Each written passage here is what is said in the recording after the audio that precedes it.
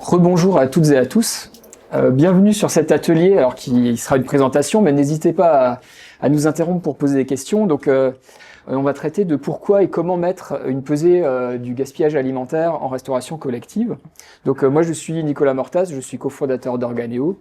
Et pour m'accompagner... Moi, je suis Zoé Volta et je travaille pour l'entreprise Trivial Compost. Donc, Organéo, en deux mots, on est un bureau d'études basé à Metz et à Cergy. Moi, je suis installé sur Besançon, donc je travaille aussi sur le périmètre de Besançon. Donc, on fait de l'accompagnement et des formations sur la lutte contre le gaspillage alimentaire et le compostage de proximité. On est aussi éditeur d'un jeu pédagogique qui s'appelle Game of Tree, qui permet d'apprendre à bien trier ses déchets. Et on édite également un logiciel de suivi du compostage de proximité et de la lutte contre le gaspillage alimentaire qui s'appelle OptiCompost. Et nous, de notre côté, Trivial Compost, alors on est une entreprise byzantine, on était une association avant. Je ne sais pas si certains d'entre vous ont peut-être déjà entendu parler parce qu'on a 12 ou 13 ans maintenant. Nous, notre cœur de métier, c'est vraiment le développement du compostage plutôt urbain. Donc, on travaille notamment avec le cyber pour tout ce qui est accompagnement du compostage en pied d'immeuble. Et puis, on a aussi un service de collecte des biodéchets auprès des professionnels, des restaurateurs ou voilà, restaurants scolaires comme cela, pour donc collecter ces biodéchets qu'on emmène sur notre compostière à Torp, où on travaille avec un agriculteur. Donc, on fait du compost et l'agriculteur utilise ce compost pour nourrir ses champs. Et puis, depuis 2 ans, ouais, c'est ça, ça fait un petit peu plus de 2 ans maintenant, en partenariat avec Organéo. On a été aussi missionné par le cyber pour accompagner plusieurs périscolaires, donc dont vous avez entendu certains témoignages ce matin, dans leur projet de réduction du gaspillage alimentaire. Donc moi, c'est vrai que j'avais aussi accompagné les écoles de Besançon dans leur projet de compostage et voilà, on compose vraiment de la nourriture, ça m'interpellait, ça me convenait pas. Donc voilà, c'est vraiment bien de pouvoir prévenir avant de traiter les déchets. Voilà. Alors, ce qu'on va vous présenter aujourd'hui, c'est finalement la méthode que l'on applique sur les restaurants scolaires que l'on accompagne. Mais cette méthode, elle est aussi applicable dans d'autres types de restauration collective, puisque nous, chez Organéo, on a aussi accompagné des maisons d'arrêt, des EHPAD, et actuellement, on accompagne également une maison pour personnes âgées. Donc voilà, cette méthode, finalement, dès qu'on a de la restauration collective, elle est tout à fait applicable. Tout d'abord, pourquoi est-ce qu'on va réaliser une campagne de pesée? Donc, comme l'ADEME l'a rappelé ce matin, et la DRAF également, il y a une obligation pour la restauration collective, qu'elle soit publique ou privée, de réaliser un diagnostic quantitatif et qualitatif de son gaspillage alimentaire. Donc cette obligation, elle est vraiment généralisée à l'ensemble de la restauration collective depuis la loi Egalim de 2018. Et donc l'objectif de ce diagnostic et l'objectif des pesées, c'est de mesurer précisément les quantités de nourriture qui sont jetées à la poubelle, également d'identifier les causes et l'origine de ce gaspillage alimentaire, et enfin d'estimer son coût. Une fois qu'on a fait ce diagnostic, qui est le diagnostic quantitatif, donc ces pesées vont nous permettre vraiment, sur la base de l'origine du gaspillage, de trouver des objectifs prioritaires à cibler pour réduire le gaspillage. Si on se rend compte, par exemple, que ce sont plutôt les convives qui gaspillent beaucoup, eh bien on va avoir un plan d'action qui va plutôt fixer des objectifs autour de la diminution du gaspillage du côté des convives, mais peut-être que sur certains établissements, en faisant des pesées, on va se rendre compte que les restes de déchets alimentaires sont plutôt du côté de ce qui n'a pas été servi. Et donc dans ce cas-là, peut-être qu'on est dans une situation de surproduction. Tant qu'on n'a pas fait de campagne de pesée des déchets alimentaires, eh ben on ne peut pas vraiment savoir quelle est l'origine de ce gaspillage. Excusez-moi, ce qui veut dire dans votre raisonnement, c'est qu'il vaut mieux prendre des légumes surgelés sans déchets que des légumes frais qui génèrent des déchets et des problèmes de pesée. Non, pas du tout, c'est pas ce que j'ai dit. Donc il ne faut pas plutôt prendre des légumes surgelés qui reproduisent peu de déchets, hein, c'est pas ce qu'on a dit. Je rappelle aussi qu'on travaille sur le gaspillage alimentaire et que, on va le voir par la suite, quand on mesure le gaspillage alimentaire, on pèse, mais on ne comptabilise pas les épluchures des légumes qui sont éventuellement préparés sur place. C'est exclu des chiffres que l'on considère. Alors ça, c'est la vision française du gaspillage alimentaire. Hein. Elle exclut ces déchets de production. L'ADEME l'a présenté ce matin. Malheureusement, au niveau européen, tout ce qui est épluchures, eau, arêtes sont comptabilisés dans le gaspillage alimentaire. De manière générale, en restauration collective scolaire, nous, ce qu'on observe sur plus de 250 campagnes de pesée qu'on a déjà réalisées chez Organéo, c'est que les déchets non consommables représentent à peu près 10% du poids des déchets alimentaires en restauration collective scolaire. C'est pas la majorité. Alors, les données qu'on collecte quand on fait une campagne de pesée, Zoé va vous présenter vraiment dans le détail comment on procède, hein, mais l'objectif, c'est vraiment de collecter, de calculer une moyenne du gaspillage alimentaire, généralement qui est exprimée en grammes par convive et par repas, puisque ce sont, on l'a vu ce matin dans l'infographie ADEME, ce sont vraiment ces indicateurs-là qui sont vus au niveau national et auxquels on peut se comparer facilement. On va également calculer un taux de gaspillage alimentaire, c'est-à-dire qu'on va essayer de comprendre quelle est la part de la nourriture qui est gaspillée par rapport à la quantité totale de nourriture qui est produite. Donc le taux de gaspillage alimentaire de l'établissement. On va aussi calculer le coût du gaspillage alimentaire. Alors généralement, pour calculer ce coût du gaspillage alimentaire, on va utiliser le taux du gaspillage alimentaire appliqué au coût de production d'un repas. Et on va, comme je l'ai dit tout à l'heure, essayer d'identifier l'origine du gaspillage alimentaire entre la partie convive, la partie reste de service, mais peut-être aussi la partie préparation des repas, parce qu'au niveau de la préparation, on peut aussi avoir de la casse. Donc, quand on fait une campagne de pesée, on va aussi prendre en compte ce gaspillage alimentaire-là. Et on va aussi regarder la répartition du gaspillage sur les différentes composantes du repas. En tout cas, ça peut être très instructif quand on n'a jamais fait de campagne de pesée et qu'on veut vraiment avoir une idée de ce qui est le plus gaspillé sur son restaurant. Et enfin, on va estimer la production annuelle de déchets alimentaires, ce qui va permettre de se rendre compte des quantités de manière...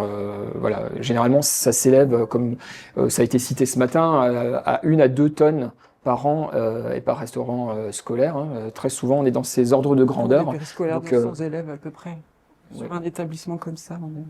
Tout à fait. Donc dès qu'on est à une centaine de convives, on dépasse la tonne très souvent, ce qui est quand même un chiffre assez important. Et alors je vais laisser la parole à Zoé pour qu'elle vous explique ce qu'on pèse. Du coup, plutôt passe à la pratique. Je parle plus fort, vous m'entendez bien là, ça va? Ouais. Alors, concrètement, déjà, qu'est-ce qu'on va peser? Donc voilà, il y a eu des questions sur ça ce matin. On pèse vraiment tout, sur tout le processus de fabrication, donc de la préparation jusqu'à la fin du repas. Donc, pendant la phase de préparation, on va déjà peser tous les déchets de préparation en différenciant, comme on le disait tout à l'heure, ce qui est inévitable et qui relève du gaspillage alimentaire. Donc voilà, je sais pas, ça peut être des produits périmés, une porte de frigo qui n'a pas été fermée, de la casse, des choses comme ça. Et ce qui est évitable, donc en gros dans une cuisine, ça va être les épluchures quoi, en général. Donc voilà, on aura bien le distinguo entre les déchets alimentaires et le gaspillage alimentaire au niveau de la préparation. Voilà. On va aussi peser les quantités qui sont préparées et qui sont servies aux élèves. Donc ça va vous permettre de calculer le grammage qui est servi aux élèves et de le comparer au grammage théorique qui devrait être servi, donc selon les préconisations du GEMRCN. Voilà, puis ça sert aussi à calculer le taux de gaspillage, puisque le taux de gaspillage, c'est la partie qu'on jette sur la partie produite dans sa totalité. Si je peux me permettre, juste pour rebondir sur les quantités préparées. Donc, quand on est dans un restaurant collectif qui est en liaison, on va avoir la possibilité de peser en fait les barquettes qui sont effectivement livrées par le prestataire. Alors, parfois, sur les barquettes, on va avoir le grammage qui est livré, mais ça permet aussi d'avoir une idée de est-ce que les grammages sont bien respectés ou est-ce qu'ils sont surévalués. Et très honnêtement, la plupart du temps, on est plutôt surévalué par rapport à ce qui est étiqueté et ce qui peut être source de gaspillage alimentaire. Si on est en restauration sur place, donc si on est sur une cantine comme ici de lycée ou de collège, où on a vu ce matin à Ornans, même si c'est de maternelle et de l'élémentaire, ils ont vraiment une cuisine sur place. Là, on va vraiment peser les quantités qui ont été préparées, donc les quantités nettes après cuisson, donc vraiment ce qui est servi aux enfants, prêt à servir aux enfants. Voilà. Ensuite, on va peser en fin de service, en différenciant bien les retours plateaux, ce qui reste dans les assiettes des convives, donc puisque les gens se sont servis et n'ont pas mangé, et les restes de service, c'est-à-dire ce qui n'a même pas été distribué, servi dans les assiettes ou sur les plateaux. Voilà, il y avait une question là-dessus ce matin, donc on différencie bien, on différencie bien les deux. Alors la pesée, nous dans le, pardon, et qui ne vont pas être réutilisés. qui ne sont pas réutilisés. Effectivement, vous pouvez aussi peser, que ce soit en fin de service, toutes les denrées réutilisables. Donc en général, dans les périscolaires qu'on accompagne, c'est les fruits, les yaourts. Les refroidissements, les internals soirs, les différents.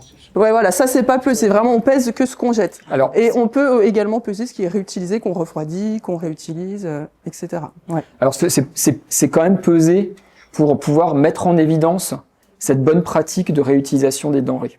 C'est-à-dire on va quand même demander, si on est sur une cantine scolaire, comme ici par exemple, si on accompagnait le lycée Pergaud, et qu'on faisait une campagne de pesée ici, on leur demanderait de nous peser ce qui ensuite est repassé en cellule de refroidissement rapide pour être resservi le lendemain. Tout simplement pour pouvoir mettre en évidence la quantité de nourriture qui est reproposée et qui du coup est sauvée du gaspillage alimentaire parce que c'est une bonne pratique. Et nous, dans notre accompagnement, ce qu'on souhaite mettre en avant, c'est aussi les bonnes pratiques qui sont déjà en place. Donc si c'est déjà fait, on va... Une stratégie avec un intervention, ça peut être...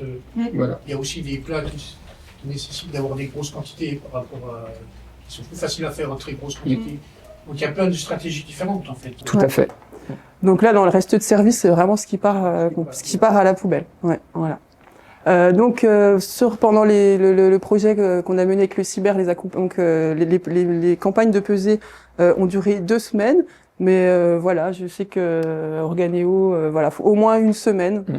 On retrouve à peu près les mêmes chiffres. Ouais. Ça permet de calculer à peu près la même moyenne à ce qu'on a pu observer. Après 2 semaines, ça permet d'avoir un ou deux loupés. C'est vrai que c'est pas tous les jours facile pour les équipes de peser. Donc pendant 2 semaines, on s'assure d'avoir assez de données à exploiter si jamais un jour quelqu'un a oublié ou voilà. Mais sur 1 semaine, on a déjà quand même une idée assez Ouais. précise des choses, sachant qu'on a fait des études statistiques sur les campagnes de pesée sur 2 semaines, en comparant le poids gaspillé et calculé sur la première semaine et sur la deuxième semaine. Il n'y a pas de différence statistique qui soit vraiment nette. Donc de peser sur une seule semaine, c'est aussi valable. Si c'est compliqué de mettre en œuvre une campagne de pesée détaillée sur un établissement, si vous le faites déjà sur 1 semaine, c'est déjà pas mal. Alors après, quand même, pas peser qu'un seul jour, parce qu'on a, au sein du même semaine, on peut voir des fois des grosses variations du gaspillage en fonction des jours, quoi. Alors, du coup, pour vraiment identifier l'origine et les causes du gaspillage, on va trier les restes qui sont jetés par composante. Donc, en général, voilà comment on trie. Donc, on met d'un côté les entrées, le plat principal, les laitages et les desserts qu'on garde ensemble. Vous aurez également une pesée du pain, une pesée de tout ce qui est déchets alimentaires mais qui ne relève pas du gaspillage alimentaire, peau de banane, os de poulet, etc. Et des emballages et des serviettes. Alors, pour le projet avec le cyber, du coup, il nous avait été demandé de séparer la part protidique de la part végétale du plat principal. Pour vraiment avoir une idée encore plus précise de ce qui était gaspillé. Mais bon, grosso modo, ce qu'on voit sur les pesées, c'est qu'on est toujours à peu près à 2/3, 3/4 de légumes et un tiers de viande. Ça se répartit à peu près toujours comme ça. Donc, c'est pas forcément utile de le faire. Mais bon, si vous avez l'impression que vous n'êtes pas dans ces ratios-là, ça peut quand même être intéressant d'avoir cette donnée. Sachant qu'en faisant ce tri par composante, on a vraiment des données qui sont très précises. Si vous êtes sur un établissement où c'est compliqué, vous avez vraiment énormément de convives par jour et que vous n'avez pas la possibilité de faire une pesée aussi détaillée, il vous suffit de faire une pesée globale des déchets alimentaires. Alors l'ADEME ce matin a donné le lien vers sa mallette, son guide du tri des campagnes de pesée. Donc c'est complètement cohérent avec ça, mais il propose une pesée simplifiée sur laquelle on va appliquer les différents ratios. Par exemple, moi je sais que si maintenant sur un établissement, je suis pas en capacité de séparer les épluchures eau et arêtes du reste, je connais le ratio. Alors ce ratio, moi j'ai un ratio interne Organéo que j'ai calculé sur l'ensemble des établissements que j'ai accompagnés, mais l'ADEME, dans son guide du tri qui a été présenté ce matin, enfin son guide des pesées présenté ce matin, donne un ratio épluchure eau arête que vous pouvez appliquer directement pour avoir des données certes moins précises, mais qui sont quand même assez proches de la réalité. Donc ça, c'est vraiment dans l'idéal ce que l'on met en place. On peut s'adapter en fonction des différents cas. Je vous invite vraiment à prendre connaissance de la mallette de l'ADEME. Voilà. Donc là, on verra vraiment si on gaspille beaucoup le pain, les légumes. Ça permet vraiment d'analyser en finesse le gaspillage. Alors, pour faire du coup ce tri, cette pesée, il va falloir un petit peu de matériel. Alors déjà, des bacs de tri. Donc pour la déjà côté salle, pour que les convives puissent trier. Donc nous, on utilise des bacs transparents. Je trouve que c'est vraiment intéressant parce que on voit souvent dans les périscolaires qu'on accompagne que c'est à ce moment-là de la campagne de pesée que les convives, le personnel, vraiment, il prend conscience du gaspillage. Parce qu'en fait, des fois, on a conscience qu'on a du gaspillage, mais on s'en rend pas vraiment compte. Et là, c'est très visuel. Et c'est vraiment souvent que les enfants, à la fin de la campagne de pesée, ils disent, moi, ça m'a fait réfléchir, etc. Donc, voilà, ça peut être vraiment pas mal de mettre, que tout le monde voit bien le dispositif de tri et avoir des bacs transparents. Après, pour info, la première campagne de pesée, on parle pas trop aux enfants, aux convives du projet de gaspillage alimentaire, pour pas non plus les inciter à faire des efforts, voilà, pour que ça soit un peu comme, donc évidemment, ils voient bien qu'on pèse, mais voilà, on leur parle pas spécialement du projet de gaspillage alimentaire à ce stade-là, de manière à ce qu'ils soient pas influencés et qu'ils mangent comme d'habitude, quoi, voilà. Sachant que pour les enfants, les petits, en fait, ils retiennent qu'on va faire le tri des déchets. Ils retiennent pas à ce stade du projet, quand on est au tout début, qu'on va on va travailler sur le gaspillage alimentaire. Ça, c'est vrai en maternelle élémentaire, bien sûr, mais même en collège ou en lycée. On leur demande de trier, c'est ça qu'ils retiennent. Ouais, voilà. C'est assez, c'est plus tard qu'ils se rendent compte qu'il y a un impact gaspillage alimentaire. Voilà. Alors évidemment, il va vous falloir des balances. Donc nous, on utilise des balances qui vont jusqu'à 20 kilos parce que des fois, j'espère pour les restes, il y en a un peu moins, mais par exemple quand il faut peser une grosse cagette de fruits ou des choses comme ça, voilà, on ne soit pas obligé de peser plusieurs fois pour additionner, c'est quand même bien. On en donne une pour la salle et une pour la cuisine, que chacun ait son matériel et ne soit pas en train de chercher une balance, parce que c'est vrai que le moment du repas c'est speed, faut que beaucoup d'enfants mangent en peu de temps, donc il faut que ça soit pratique pour le personnel. Évidemment, tout ce qui est affichage, support d'information, donc devant chaque bac transparent, on met une petite affichette pour que les enfants sachent tout de suite, que là c'est l'entrée, le plat, etc. On met aussi un peu d'affichage dans la salle. Je sais pas s'il est beaucoup regardé, mais non, généralement il est peu regardé quand il est affiché dans la salle. Ouais. En revanche, Zoé dit qu'on met des affichages, mais c'est pas suffisant. Il faut qu'il y ait une supervision du tri, c'est-à-dire qu'on aide vraiment le convive à correctement trier. Et même si on est dans un lycée, et encore plus sur un lycée, on l'a vu ce midi, soudain il y a toute une masse d'élèves qui sont très pressés de sortir de la cantine et qui vont vite trier leur plateau. S'il y a personne pour les aider à séparer les différentes composantes, on va avoir plein d'erreurs de tri. Donc la supervision est importante. Ouais, après, chaque périscolaire, c'était un petit peu organisé en fonction de ses contraintes. Donc quand on était dans des restaurants scolaires maternels, c'était évidemment le personnel qui faisait le tri pour les enfants. Après, dans les établissements de niveau élémentaire, l'idée c'est vraiment d'impliquer les enfants qui trient, et ce qui globalement ont plutôt bien fait, évidemment, sous la supervision des animateurs. Et on donne évidemment des tableaux pour consigner les données que je vous montre.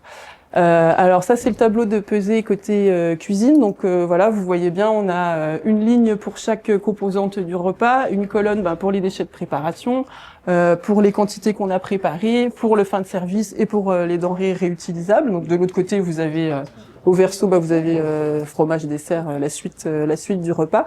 Et donc il y a une fiche de pesée par jour qui est remplie par le personnel. Et côté salle, on a une autre fiche de pesée, donc je m'aperçois que c'est pas exactement celle qu'on a utilisée pour le cyber, mais à la fin du service, tous les bacs transparents sont pesés et on consigne les données dans ce tableau. Alors quelquefois certains périscolaires le faisaient avec les enfants, mais alors souvent il y a deux services, on n'a pas trop le temps et c'était souvent un animateur du périscolaire qui avait cette mission. On a pour chacune des composantes, on a plusieurs lignes parce que si on est sur un établissement qui est conséquent en termes de nombre de convives ou qui gaspille beaucoup, on peut être amené à remplir complètement un bac transparent avant d'avoir terminé le service et on doit renouveler ce bac. Donc on peut avoir plusieurs pesées d'un même bac pour une même composante. Par exemple, si l'entrée est beaucoup gâchée, peut-être qu'on va avoir 2, 3, 4 bacs transparents GN un tiers qui vont être pesés avant finalement d'être jetés. Donc Voilà. prévoir plusieurs lignes. Donc ça, c'est les tableaux qu'on a retravaillés nous pour nos accompagnements. L'ADEME propose une version de ce tableau dans son kit qui a été présenté ce matin, Qui doit être équivalente. Ouais. qui est tout à fait équivalent. On est sur les mêmes types de méthodes. Là, bon, du coup, on commençait un petit peu à en parler, donc il va falloir mobiliser des ressources humaines au sein de l'établissement. On en a un petit peu parlé ce matin, donc nous, on débute toujours le projet par une réunion de présentation pour constituer vraiment un groupe projet. Donc l'idée, c'est que chacun soit informé du projet, de ses objectifs, et que chacun ait bien en tête sa mission et ce qu'il devra faire au cours de cette semaine de pesée et plus globalement dans le projet de gaspillage alimentaire. Alors, on va essayer d'identifier un référent, quelqu'un au sein de l'établissement qui sera chargé un petit peu de chapeauter tout ça, de s'assurer que chacun ait bien compris sa mission et que voilà tout roule le jour J. Et puis, d'une équipe de pesée, donc on va avoir des pesées côté cuisine, donc on va devoir mobiliser le personnel côté cuisine. Donc nous, dans les périscolaires qu'on a accompagnés, c'était de la liaison froide, donc c'est souvent la dame de cantine qui réchauffe les plats. Et puis côté salle, comme on le disait, on va essayer d'impliquer les élèves sous la supervision évidemment des adultes. Donc c'est important, donc comme je le disais, de pas trop communiquer sur les gaspillages alimentaires aux élèves, mais voilà quand même de les impliquer. Donc on va plutôt parler de déchets alimentaires comme on le disait, mais voilà aussi aux adultes de vraiment s'assurer que le tri soit bien fait chaque jour. Voilà. Et puis l'équipe pédagogique. Donc si nous on est intervenant extérieur, on donne un coup de main, mais on peut pendant ces semaines-là demander de l'aide peut-être à quelqu'un d'autre d'extérieur à la cantine pour venir aider si c'est un peu compliqué, etc. Voilà, il faut bien mobiliser les ressources humaines parce que comme je disais, c'est des moments assez speed. Donc il faut que chacun ait sa mission en tête pour pas se tromper. Par exemple, quand on pèse, moi je sais que donc nous on vient le premier jour pour la mise en place de la pesée, donc on reste tout le temps du repas pour vraiment peser avec le personnel, remplir ensemble les fiches de pesée. Donc ça paraît tout simple de la remplir, mais voilà, en vrai quand on est dans le feu du service, qu'on a plein de colonnes, plein de chiffres, puis qu'on cherche son stylo, on sait plus quoi écrire. Donc on le fait vraiment avec eux, voir s'ils ont bien compris. Et puis on revient une deuxième fois. Donc moi je conseille de revenir, le lendemain presque ou vraiment dans la même semaine, voir ce qu'ils ont fait, ce qu'ils ont bien compris, parce que des fois on a du personnel qui dit oui, puis en fait il a rien compris et il a écrit n'importe quoi dans les donc bien accompagné. Et puis on revient le dernier jour évidemment à récupérer le matériel de pesée et accompagner aussi. Voilà. Si vous êtes amené à faire des campagnes de pesée de manière totalement autonome sur vos établissements, parce que vous n'êtes pas forcément, vous n'avez pas forcément les moyens de faire appel à un prestataire extérieur comme nous, j'insiste quand même sur ce que vient de dire Zoé, sur le fait d'accompagner vraiment sur le premier repas, sur toute la durée du service, l'équipe qui va réaliser les pesées, ensuite de manière autonome. Soyez présents. Ne faites pas juste l'explication et puis comptez sur la bonne compréhension des gens sans avoir été présent ce premier jour, parce que finalement c'est quand on est dans le feu de l'action que les questions se posent et où soudain on va se rendre compte que les choses n'étaient pas forcément très claires. Donc pour avoir une campagne de pesée réussie, faites en sorte qu'elle soit accompagnée par quelqu'un qui va aider les personnes qui sont là. J'ai une petite question par rapport aux déchets de préparation alimentaire. Vous disiez tout à l'heure, sur une école qui est livrée en liaison froide, vous arrivez à avoir des données fiables de la cuisine centrale là-dessus? Parce que j'imagine que vous faites ça sur on pèse ce qui est livré et du coup, dans nos diagnostics, en fait, on n'a pas de déchets de préparation parce qu'ils se situent au niveau de la cuisine centrale et ça, on n'a pas de vision là-dessus. Donc, effectivement, ça serait bien de pouvoir prendre toute la chaîne. Ouais. Donc, quelque part, un ratio, il ne pèse pas en disant on a 2000 qui sont couverts, voilà. Alors, non, quand on fait un accompagnement sur un restaurant satellite, on va vraiment se concentrer sur l'établissement satellite. On a certains projets où on va avoir un accompagnement qui va concerner et la cuisine centrale et plusieurs satellites. Donc dans ce cas-là, on va mettre en perspective. Mais en fait, si on a été missionné sur un restaurant qui est uniquement satellite, on va se dire bon, voilà, ok, on reçoit on a des repas qui sont livrés. Nous, sur notre site, qu'est-ce qu'on gaspille? Et puis on va peut-être se rendre compte que finalement, on a beaucoup de restes dans les barquettes qui nous ont été livrées. Et donc là, peut-être va se poser la question de la relation avec la cuisine centrale sur comment ajuster les quantités. Mais dans ce cas-là, on va vraiment se concentrer sur ce qui se passe sur le restaurant satellite pour pas mélanger les choses. Mais évidemment, on est beaucoup plus pertinent si on arrive à simultanément avoir des données sur toute la chaîne. On est d'accord.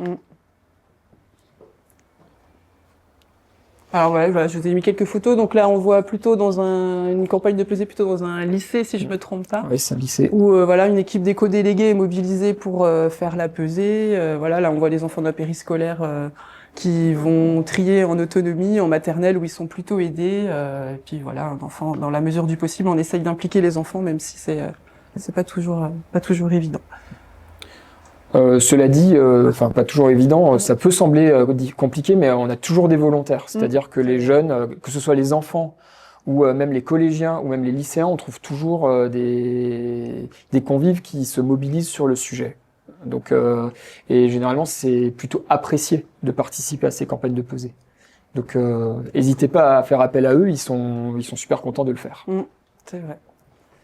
Alors on a aussi, pour pouvoir vraiment analyser les chiffres, les données qu'on va collecter par la pesée, on va devoir collecter d'autres données, donc notamment le coût de production des repas, donc le coût d'achat des denrées, ou là dans le cas où on était, on prenait le coût d'achat du repas. Ça va permettre d'estimer bien évidemment le coût du gaspillage alimentaire et le nombre de convives prévisionnels et réels, ce qui va vous permettre, le nombre de convives va vous permettre évidemment de calculer votre grammage par convive, et puis ça permet aussi de voir s'il y a une grosse différence entre le nombre de convives, comment on anticipe son nombre de convives. Voilà, des fois on a beaucoup de gaspillage parce que on a plus de convives prévus que en réel, donc voilà, c'est des données qui sont aussi importantes à collecter. Alors on n'a pas trop insisté là-dessus, mais évidemment cette campagne de pesée, c'est qu'une étape du diagnostic. Il y a aussi un diagnostic qualitatif où on va vraiment essayer d'analyser le fonctionnement de la restauration. On va regarder comment sont faits les menus, comment sont anticipés le nombre de convives, quelle est la durée de la pause méridienne. Est-ce que est-ce que le matériel, les ressources humaines sont suffisantes? On a aussi une enquête convive. On fait aussi une enquête auprès des convives. Donc voilà, toutes ces données plutôt qualitatives, elles sont vraiment importantes et à mettre en parallèle pour pouvoir interpréter les chiffres. On peut pas se contenter de juste faire une campagne de pesée ou juste faire une analyse qualitative du fonctionnement de la restauration. Pour calculer le grammage par convive, c'est bien le nombre de convives réels qui est utilisé, oui. Et pas le nombre de convives prévisionnels, puisqu'on peut avoir des chiffres qui varient beaucoup. Si vous avez prévu 90 convives le jour J et qu'en fait il n'y en a que 50 parce qu'il y a une épidémie de gastro, en fait le taux de gaspillage alimentaire sera très élevé et puis le grammage par convive réellement présent sera très élevé aussi. Donc c'est bien le nombre réel qui est très important d'avoir au jour le jour. Vous ne prenez pas en compte les absences qu'il y a des maladies qui, j'ai envie de dire, ne se contrôle pas. Non, ça se contrôle pas, mais ça reflète la réalité de l'établissement, c'est-à-dire qu'on a tant de nourriture pour tant de personnes, quoi. Donc voilà, si on voit qu'on a souvent ce problème-là, on va se dire, on va essayer de travailler sur l'anticipation du nombre de convives. Évidemment, il y a des choses qu'on contrôle pas. Voilà. Après, ce matin, il y en avait qui parlaient du fait de pas commander, par exemple, pour les animateurs, parce qu'ils savent qu'il y a toujours, voilà, après, en fonction de la réalité de l'établissement, ouais. Mais effectivement, on peut pas savoir. Après, il y a certaines périodes de l'année où il y a toujours plus voilà, mais c'est ça. C'est ça, donc c'est une des difficultés, effectivement, ouais. Le périscolaire d'Ornans qui a témoigné ce matin a vraiment un fichier de suivi sur l'année du nombre de convives prévisionnels et du nombre de convives réels. Donc ils peuvent aussi revenir dans le passé, voir un peu, tiens, à cette période de l'année, ça se passait comment. Puis on voit des tendances des fois. Donc on peut ensuite exploiter ces chiffres et puis mieux anticiper. Donc là. Tu veux parler des résultats, ouais. Les résultats. Ouais. Alors, généralement, quand nous on accompagne un établissement, on va calculer tous les chiffres dont on a parlé. On va le formaliser sous forme d'un livrable où on a vraiment des graphiques qui présentent le taux de gaspillage alimentaire, l'écart au GMRCN sur toutes les composantes du repas, y compris sur le pain. On va avoir les écarts entre le nombre de convives réels et le nombre de convives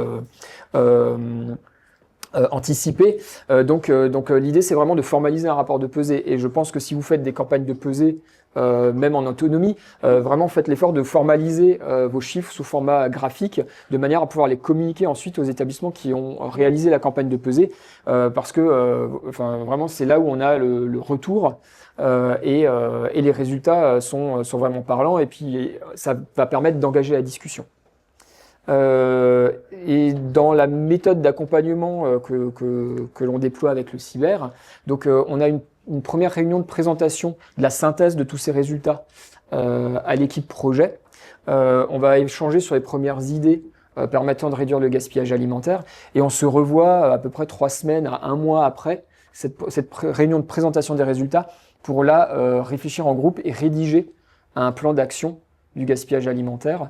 On va essayer de se limiter à 3 à 4 actions principales à déployer dans l'année qui vient, de manière à ce que 1 an après, on refasse une campagne de pesée des déchets alimentaires, si possible avec le même menu, pour pouvoir comparer l'évolution du gaspillage. Donc l'idée, c'est vraiment de se baser sur les chiffres de la campagne de pesée, pour ensuite échanger avec les équipes et élaborer son plan d'action. On a fini, je crois, un peu. Alors voilà, nous avons, merci Aurore, nous avons terminé la présentation. Est-ce que vous avez des questions, des besoins de précision sur ce qui vous a été présenté ou des remarques? Alors, il y a une question. Nous, département, pour rectifier le gaspillage scolaire, on organise 2 campagnes de pesée par an, de 4 semaines chacune. Et le problème, c'est qu'au vu du nombre d'effectifs à peu près, on ne peut pas séparer justement les peluches, etc. du repas initial. Et du coup, on enlève 15% sur chaque repas. Est-ce que c'est réaliste comme... Alors, quand effectivement on ne peut pas faire de pesée détaillée et séparer les peluches lors des campagnes de pesée, on peut appliquer le ratio soit qui est dans la boîte à outils de l'ADEME, donc je vous invite à aller voir quel est le ratio qu'ils proposent. Nous, chez Organéo, on sait que c'est à peu près 10%. C'est un peu plus faible que les 15%. Mais regardez au niveau national les chiffres de l'ADEME. Alors, je ne l'ai pas précisé, mais on a vraiment des grosses différences entre les territoires sur le gaspillage alimentaire. Nous, Organéo, on travaille beaucoup en région Grand Est, où le gaspillage alimentaire est bien plus élevé que ce qu'on a observé jusqu'à présent sur le territoire du cyber, sur des mêmes typologies de sites. Donc ça dépend vraiment du territoire, de la manière dont sont organisées les choses, la manière dont sont préparés les repas. Donc vraiment, chaque site est différent, et chaque département ou chaque région peut être différente. Donc voilà. Petite question. Donc nous, on est... c'est un traiteur qui prépare nos repas. Donc, toute la phase préparation, elle ne se fera pas. Parce que nous, on a 180 à peu près. Donc, c'est que ce qui restera sur les plateaux. Ouais, c'est ça. Du coup, vous n'aurez pas la visibilité sur eux, leur gaspillage en cuisine. Alors après, par contre, ça peut arriver qu'on ait des déchets de préparation. Dans un périscolaire qu'on a accompagné, par exemple, le livreur avait oublié de fermer la porte du frigo. Donc donc c'est que dans des cas exceptionnels comme ça qu'on peut avoir des déchets de préparation, mais sinon vous n'aurez pas la visibilité sur cet aspect-là. Par contre, vous avez la visibilité sur les restes de service. Donc ce qui reste dans les bacs gastro ou dans les barquettes qui n'ont pas été servies, ça faut bien le peser, et là vous aurez une vision finalement par rapport à tout ce que vous aurez proposé aux convives, qu'est-ce qui a été jeté. Est-ce qu'il est judicieux de faire un état des lieux global des déchets de l'ensemble de notre périscolaire? Comme ça, on va pouvoir avoir l'état des lieux 0 et on sait ce que par la suite, le ratio qu'on a d'alimentaire dans nos poubelles, afin d'adapter nos contenants et éventuellement anticiper les futurs accidents de collecte qu'on peut avoir. Effectivement, quand vous faites vos pesées, vous êtes aussi en capacité de savoir précisément quel est le tonnage annuel, et donc vous pouvez adapter vos poubelles en conséquence, ou adapter la mise en place d'un projet de compostage sur site, par exemple. Ou si vous ne pouvez pas mettre en place du compostage et que vous souhaitez faire appel à un prestataire de collecte, vous savez déjà quelles sont vos quantités en masse et éventuellement en volume, sachant que la masse volumique des déchets alimentaires, elle est à peu près de 0,5. C'est-à-dire que si vous avez une tonne de déchets alimentaires, ça va correspondre à 1,5 tonne, 1,8 tonne 1,8 mètres cubes à peu près. Il y avait une question de monsieur au fond. Oui, sur notre commune, donc on avait réalisé ce type d'opération pour l'école. Et on nous avait dit l'importance, effectivement, de faire les deux pesées à peu près à des périodes différentes. La question par rapport à ça, vous avez parlé de, si possible, le même menu. Oui. Est-ce que vous avez un recul par rapport à la saison? Est-ce qu'il y a des saisons, parmi les 4 saisons, on va dire les 3 saisons les plus importantes du scolaire, où il y a plus de gaspillage? Et comment on peut l'expliquer? Alors, il y a quelques années, on avait un stagiaire en statistique appliquée qui avait justement étudié plusieurs pesées faites à différents moments, différentes saisons. Et en fait, ce n'est pas tant la saison qui va impacter le gaspillage alimentaire, c'est plus la météo du jour. En tout cas, dans les collèges. Nous, cette étude statistique, on l'avait faite sur des cantines de collège. Et ce qu'on avait remarqué, c'est que les jours où il fait beau, les collégiens étaient beaucoup plus pressés de ressortir, profiter du beau temps. Et du coup, il y avait plus de gaspillage alimentaire statistiquement sur ces jours-là. Donc, c'est pas tant la saison qui est importante. Et ça, malheureusement, la météo, on la maîtrise pas. Mais ça impacte. Ça impacte. Mais par contre, si on veut un menu qui soit approchant, il faut effectivement être à peu près dans la même saison. Si maintenant on avait des courgettes lors de sa première campagne de pesée, vaut mieux la faire à peu près à la même période pour avoir de nouveau des courgettes qui seront de saison, parce que si on le fait en plein hiver et qu'on repropose des courgettes, faut aussi mettre en perspective les campagnes de pesée et la lutte contre le gaspillage alimentaire avec une alimentation durable. C'est-à-dire qu'on va aussi un peu regarder ce qui est proposé, si on est en cohérence avec la durabilité des repas qui sont servis. Moi j'ai une question parce que du coup j'étais en contact avec le cyber qui va suivre 4 écoles sur la ville de Besançon et qui m'expliquait que les pesées ne sont pas faites sur la même année scolaire. Quel est l'avantage en fait de faire ça du coup sur 2 années scolaires différentes avec des enfants du coup qui seront différents, parce que les CM2 en gros seront partis au collège et les maternelles, les CP ne seront plus les mêmes. Quels sont pour vous en fait les avantages du coup de faire ça sur 2 années différentes? Alors, l'avantage de le faire sur 2 années différentes, c'est surtout qu'on a le temps de déployer le plan d'action qui a été proposé et de faire, comme ce que demandait Monsieur tout à l'heure, c'est est-ce qu'il faut le faire à la même période? Et en fait, si on fait une pesée au mois de septembre, il vaut mieux faire la deuxième pesée au mois de septembre aussi pour avoir un menu qui soit à peu près de la même saisonnalité. C'est pour avoir les choses les plus comparables possibles. Mais effectivement, on a un renouvellement des convives, mais il faut quand même garder à l'esprit que quand on fait des campagnes de pesée, c'est pour initier un projet qui va rester dans le temps et qui va se poursuivre. Et d'ailleurs, même l'idéal, c'est de faire des pesées régulières de ces déchets alimentaires. Alors, une fois qu'on a fait un diagnostic hyper précis, comme on vous l'a présenté là, ensuite, pour des pesées récurrentes, on peut faire des pesées simplifiées pour s'assurer qu'en fait, notre gaspillage, soit il diminue, soit il reste stable à un niveau plutôt bas. L'idée, c'est vraiment de rentrer dans une dynamique de vérification régulière si on n'a pas de dérive dans ce qu'on fait. Ouais, que le projet s'arrête pas au bout d'1 an et qu'on soit toujours dans une amélioration continue. Il y avait encore une question. Dans les établissements pour personnes âgées que vous avez accompagnés, vous avez aussi impliqué les résidents dans le truc, parce que c'est des convives qui sont servis à table en général, qui sont débarrassés et qui ne sont pas forcément en capacité de se lever avec leur assiette. C'est plutôt l'équipe qui le fait, j'imagine. Alors effectivement, sur les personnes âgées, c'est plutôt les équipes qui vont être impliquées, surtout sur les EHPAD où on est sur des personnes dépendantes. Quand on est sur une résidence autonomie où les gens sont encore plutôt indépendants, là on peut avoir les convives qui vont s'impliquer. Et généralement, les personnes âgées ont des très bonnes idées pour réduire le gaspillage alimentaire. Donc en tout cas, pour les faire participer au plan d'action et émettre des préconisations qui peuvent fonctionner, c'est vraiment pertinent de travailler avec les convives. Et je vais peut-être prendre une dernière question parce qu'on m'a indiqué qu'on devait terminer l'atelier. Quand il y a plusieurs services sur les sites, c'est intéressant d'avoir, de dissocier vraiment la pesée par service ou pas? Ça peut être impactant. Ouais, ça peut. Ouais, en fait, si on voit, par exemple, je me souviens que l'école Granvelle, où il y avait plutôt les petits qui mangeaient au premier service et les plus grands qui mangeaient au deuxième, il y avait, les plats il y avait à peu près la même quantité pour les 2 services. Du coup, on avait des grosses différences de gaspillage entre les deux. Et, du coup, une des actions, c'était de mélanger un peu les âges entre les 2 services pour rééquilibrer. Donc, oui, ça peut. Après, c'est vraiment si vous avez l'impression qu'il y a une grosse différence, vous pouvez le faire. C'est plus de travail, bien sûr, de formaliser ça, mais c'est vrai que là, pour le coup, ça avait été pertinent de le faire, parce que ça a permis de mettre en place une mesure. Ouais. Merci beaucoup.